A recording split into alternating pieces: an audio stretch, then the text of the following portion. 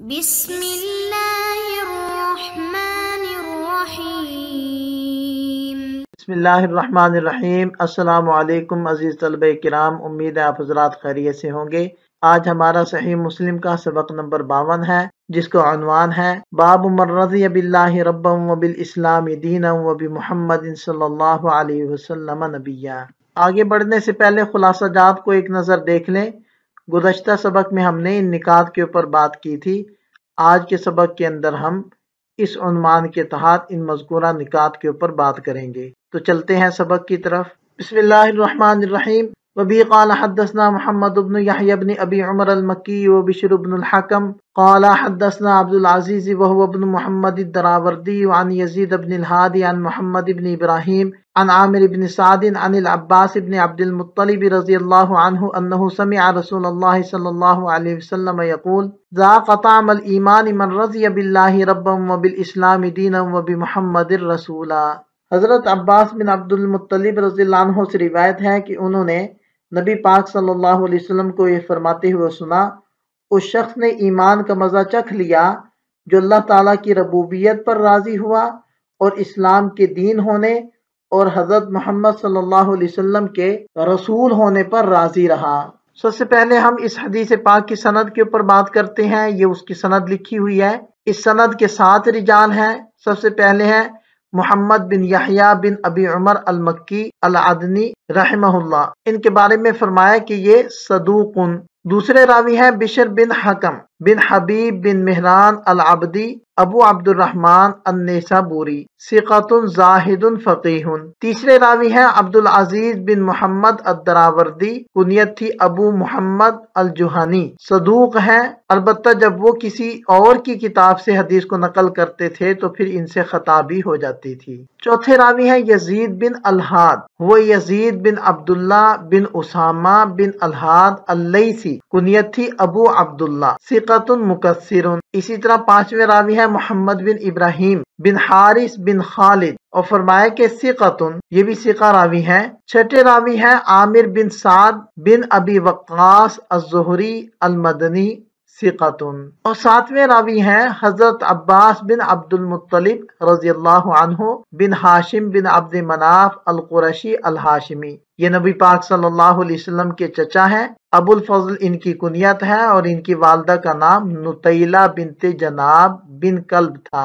نبی پاک صلی اللہ علیہ وسلم سے 2 سال قبل پیدا ہوئے، بچپن میں گم ہو گئے تھے، تو ان کی والدہ نے یہ منت مانی کہ اگر یہ مل جائیں تو وہ بیت اللہ کو حریر کا یعنی ریشم کا غلاف پہنائیں گی۔ تو حضرت عباس مل گئے تو ان کی والدہ نے ریشم کا غلاف سی کر وہ بیت اللہ پر ڈالا۔ یہ پہلا وہ غلاف تھا جو انہوں نے چڑھایا، اور ان حضرات کے پاس زمانے جاہلیت میں سقایا اور عمارہ، یہ دونوں خدمتیں بیت اللہ کی ان حضرات کے پاس تھی۔ حضرت عباس رضی اللہ عنہ انصار کے ساتھ جب بیعت ہو رہی تھی، بیعت عقبہ، وہاں موجود تھے اور ابھی تک آپ مسلمان نہیں ہوئے تھے، اور غزوہ بدر کے اندر مشرکین کی جانب سے تشریف لائے تھے، لیکن مجبور کیا گیا تھا، خوشی سے تشریف نہیں لائے تھے، اور یہ قید بھی ہو گئے تھے، اور انہوں نے پھر اپنا فدیہ دیا تھا۔ ان کے بھتیجے عقیل بن ابی طالب نے ان کا فدیہ دیا تھا۔ پھر یہ مکہ کی طرف لوٹ گئے تھے اور اس وقت یہ مسلمان ہو گئے تھے، البتہ اپنی قوم سے اپنے اسلام کو انہوں نے چھپا کر رکھا، اور نبی پاک صلی اللہ علیہ وسلم کو خط و کتابت کے ذریعے سے خبریں دیا کرتے تھے۔ پھر فتح مکہ سے پہلے آپ رضی اللہ عنہ نے مدینہ کی طرف ہجرت کی، فتح مکہ کے وقت موجود تھے اور حنین کی جنگ میں بھی موجود تھے، اور انتہائی ثابت قدمی سے مقابلہ کیا، اور نبی پاک صلی اللہ علیہ وسلم نے ارشاد فرمایا من آذى العباس فقد آذانی، جس نے حضرت عباس رضی اللہ عنہ کو ستایا، تکلیف پہنچائی، اس نے مجھے تکلیف پہنچائی۔ اور پھر فرمایا فإنما عم الرجل سنو ابی، اس لیے کہ آدمی کا چچا وہ تو والد کے مثل ہوتا ہے۔ یہاں سے اس اسناد کے لطائف کو ذکر کرتے ہیں۔ پہلا نقطہ تو یہ ہے کہ یہ امام مسلم رحمۃ اللہ علیہ کی خماسیات میں سے ہے۔ دوسرا نقطہ یہ ہے کہ اس کے رجال صحاح 6 کے رجال ہیں، سوائے امام مسلم رحمۃ اللہ علیہ کے ابتدائی 2 اساتذہ کرام کے۔ اور تیسرا نقطہ یہ ہے کہ اس میں دراوردی رحمہ اللہ سے لے کر اخیر تک سارے مدنی راوی ہیں، سوائے پہلے راوی کے کہ وہ عدنی ہیں، پھر مکی ہیں، اور دوسرے کہ وہ نیشا پوری ہیں۔ اور چوتھا نقطہ اس میں یہ ہے کہ اس میں 3 تابعین کا تذکرہ ہے کہ وہ بعض سے روایت کرتے ہیں۔ پہلے تابعی ہیں یزید بن الحاد، یہ محمد بن ابراہیم سے روایت کرتے ہیں، اور محمد بن ابراہیم عامر بن سعد سے روایت کرتے ہیں، اور یہ تینوں حضرات تابعین میں سے ہیں۔ پانچواں نقطہ یہ ہے کہ اس میں جو صحابی رسول ہے صلی اللہ علیہ وسلم، وہ نبی پاک صلی اللہ علیہ وسلم کے چچا ہیں۔ آپ علیہ السلام کو ان سے بڑی محبت تھی، اور نبی پاک صلی اللہ علیہ وسلم کی نظر میں حضرت عباس رضی اللہ عنہ کی بہت زیادہ عظمت تھی، اور آپ علیہ السلام ان کی تعریف کیا کرتے تھے، اور حضرات صحابہ کرام حضرت عباس رضی اللہ عنہ کی فضیلت کو سمجھتے تھے، معاملات میں ان کے ساتھ مشاورت کیا کرتے تھے، اور ان کی رائے کو قابل عمل سمجھا کرتے تھے۔ حدیث جبریل میں ایمان کے درجات بتائے گئے تھے، اعلیٰ، اوسط اور ادنا، یعنی ایمان، اسلام اور احسان۔ اب تک امام مسلم رحمۃ اللہ علیہ نے ایمان کی ابتدائی منزل کا تذکرہ کیا، جس کا ثمرہ دخول جنت ہے، خواہ گناہ کبیرہ کا مرتکب ہی کیوں نہ ہو، مگر کلمہ طیبہ کے اقرار کے بعد گناہوں کا ارتکاب اس بات کی دلیل ہے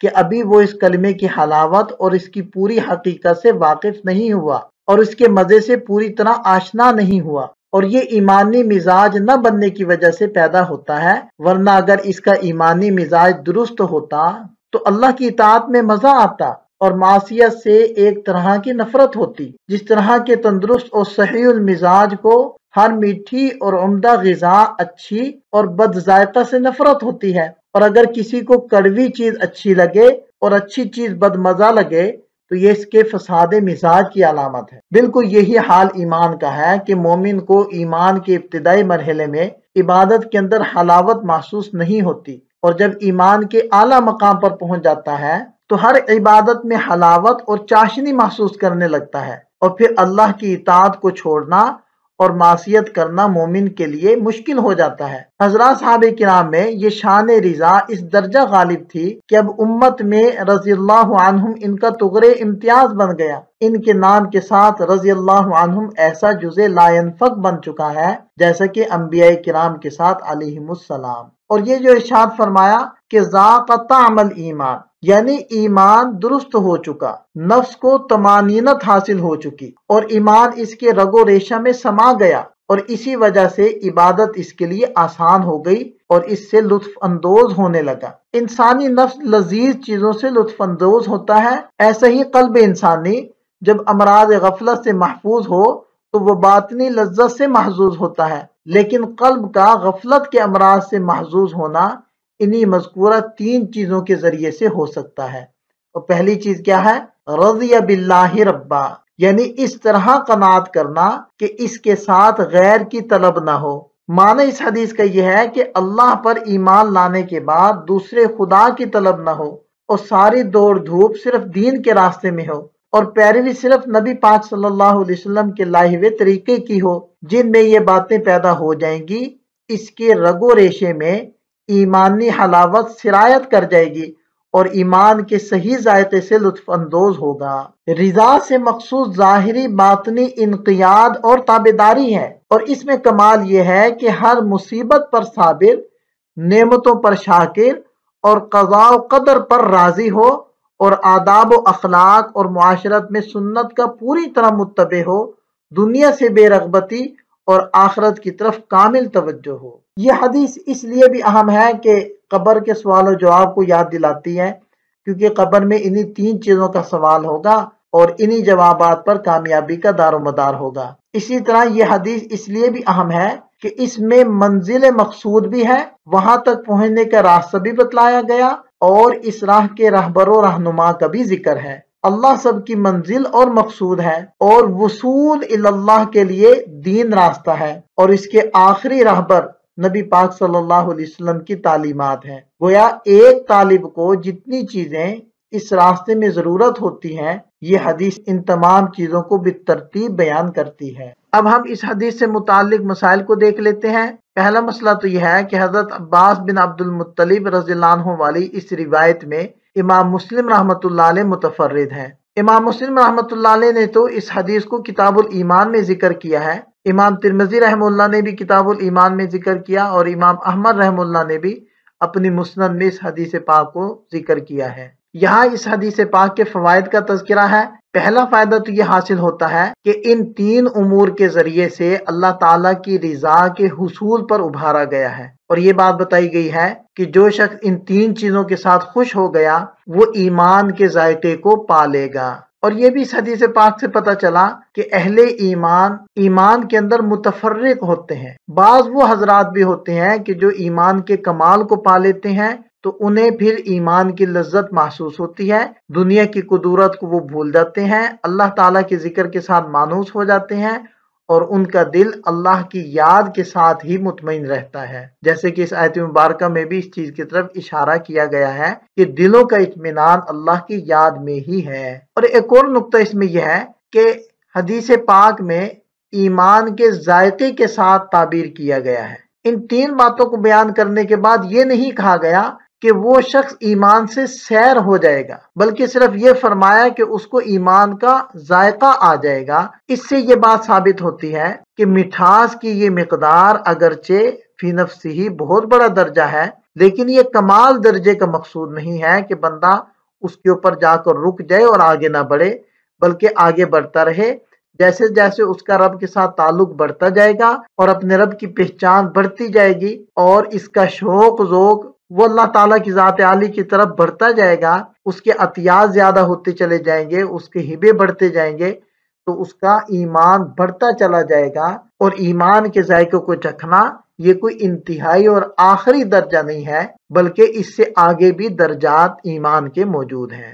یہاں ہمارا سبق مکمل ہو جاتا ہے۔ ایک نظر خلاصے کو دیکھ لیں۔ یہ سبق سے متعلق 2 سوالات ہیں، ان کے جواب بھی تحریر کریں۔ ملتے ہیں نئے سبق کے ساتھ۔ اللہ تعالیٰ ہم سب کا حامی و ناصر ہو۔ دعا میں یاد رکھیے گا۔ السلام علیکم۔